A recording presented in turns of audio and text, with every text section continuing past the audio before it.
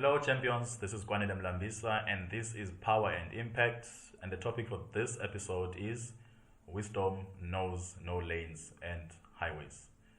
Oh yes, the thing called wisdom knows exactly no lanes and highways, and those who seek it often have to look for it in places where it exists.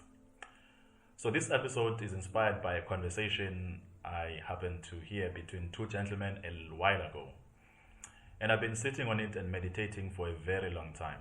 And I think it is time to share it with a wider audience. It is of course unimportant to reveal the identities of those two gentlemen. It is true that we come to this world as blank canvases, and upon arrival we get influenced by our caretakers, our parents and our teachers. We get introduced to a whole lot of teachings and knowledge systems about how to do this thing called life and how life works as an experience. Now, those who teach us and who impart this knowledge to us often do so in an attempt to make us functional human beings once we become old. Most, if not all of these teachings, largely depend and are influenced by geography, that is, places we are born in, one's skin color, our political orientation, vocation of our caretakers, religious beliefs of those who came before us, to mention a few of these possibilities. Our teachers and caretakers often do so in good faith, that is, in an attempt to make us functional human beings once we become old, as the point has been made earlier. However, there comes a moment in our lives where we begin to ask searching questions about life and all that it can offer. We often feel that the wells from which we draw our knowledge and wisdom have run dry. Now, this is when I believe we need to have an open mind, that is, a mind open to everything.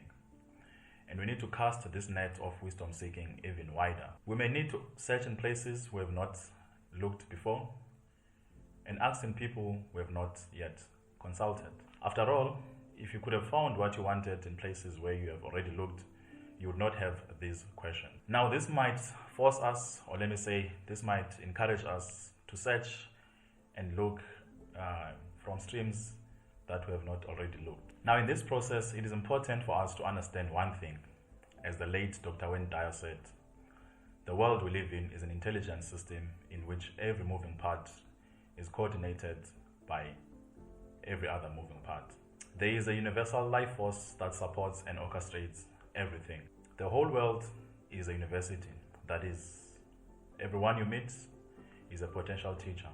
And every time and every morning you wake up, you must be sure that you are going to school. After all, the man whose culture and religion you disagree with could have written that math textbook for your child.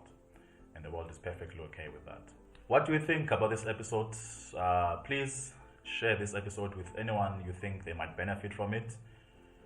And please click the subscribe button down below, and also click the like button and make sure that we spread the word from this episode, as this channel is a fairly new channel and we are trying to push it to greater heights. From me to you, I appreciate your support. Thank you for listening. Bye-bye.